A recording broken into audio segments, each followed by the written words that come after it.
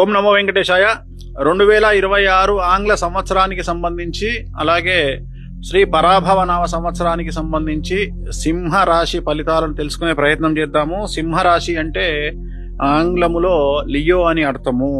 మఖ 1, 2, 3, 4 పాదములు, అలాగే పుబ్బ 1, 2, 3, 4 పాదములు, అలాగే ఉత్తర 1వ పాదము, అలాగే ఆదాయం 5, వ్యయం 5, రాజపూజ్యం 7, అవమానం 7. సో సమాంతరంగా కనిపిస్తా ఉంది. ఈ సంవత్సరము సింహరాశి వారికి ఉన్నటువంటి పెను సవాలు, పెను సంచలనం ఏమిటంటే అష్టమ శని నడుస్తా ఉంది. అష్టమ శని ముళ్ళుతోటి సమానము. మన మామూలుగా తెలంగాణ ప్రాంతంలో అయితే సర్కారు తుమ్మ ముళ్ళు అంటాము, లేదా ఈత ముళ్ళు అంటాము. అది దిగితే కాలుకు, అది గుచ్చుకుంటే కాలుకు చాలా సమస్యలు ఉంటాయి. అదేవిధంగా అష్టమ శని అనేటువంటిది కూడా చాలా చాలా తీవ్రమైనటువంటి సంచలనాలను, సమస్యలను క్రియేట్ చేస్తూ ఉంది. మరీ ముఖ్యంగా కన్నుకు సంబంధించి, అలాగే ఉదరానికి అంటే కడుపుకు సంబంధించినటువంటి సమస్యలు రావడం అనేటువంటిది గమనించాల్సి ఉంటుంది. అలాగే తల్లిదండ్రులకు సంబంధించి ఒకళ్ళకి ఆరోగ్యపరమైనటువంటి ఇబ్బందులు ఏర్పడేటువంటి అవకాశం ఉంటుంది. సో మీరు మెట్లెక్కేటప్పుడు, దిగేటప్పుడు కానీ కింద పడి దెబ్బలు తగిలించుకోవడము, కాళ్ళు చేతులు విరగడం లాంటివి జరిగే అవకాశం ఉంది. కుటుంబంలో పెను సంచలనం జరిగేటువంటి అవకాశం ఉంది.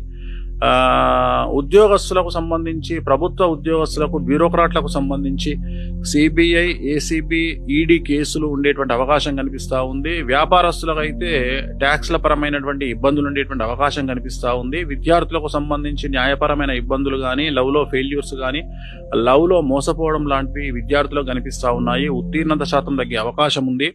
అలాగే చదువులో వెనుకబాటు కనిపిస్తూ ఉంది. అలాగే ఇతర వ్యసనాల వల్ల, దుర్వ్యసనాల వల్ల సమస్యల బారిన పడేటువంటి అవకాశాలు ఈ సంవత్సరము విద్యార్థులకు కనిపిస్తూ ఉన్నాయి.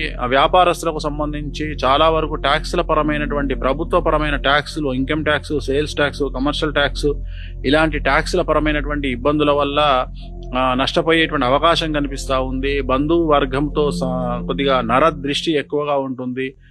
ఇతరులు మీ పట్ల నరదృష్టిగాను, అసూయగాను, జలస్గాను ఫీల్ అయ్యేటువంటి అవకాశాలు కనిపిస్తూ ఉన్నాయి. రైతులకు మాత్రం 2 పంటలు దిగుబడి, రాబడి అనుకూలంగా ఉండబోతా ఉంది. బ్లూ కలర్ పంటలు అంటే ఉదాహరణ వంకాయలు, మళ్ళా మిర్చి అనేటువంటిది, పత్తి అనేటువంటిది ఈ సంవత్సరం ఎక్కువగా పండేటువంటి అవకాశాలు కనిపిస్తూ ఉన్నాయి. అలాగే రొయ్యలు కానీ, చేపల చెరువులు కానీ, పౌల్ట్రీ రంగంలో వారికి ఈ సంవత్సరం అనుకూలంగా ఉంటుంది. సో వీళ్ళు చాలా అనుకూలమైనటువంటి ఆదాయాన్ని పొందుతారు వాళ్ళ వ్యాపారాల ద్వారా. అలాగే కళాకారులకు సంబంధించి అన్ని రంగాల కళాకారులకు ఈ సంవత్సరం అనుకూలంగా ఉండబోతా ఉంది. నటులకు కానీ, గాయకులకు కానీ, టీవీ, సినిమా రంగం వారికి కానీ, ఏ రంగం తీసుకున్నా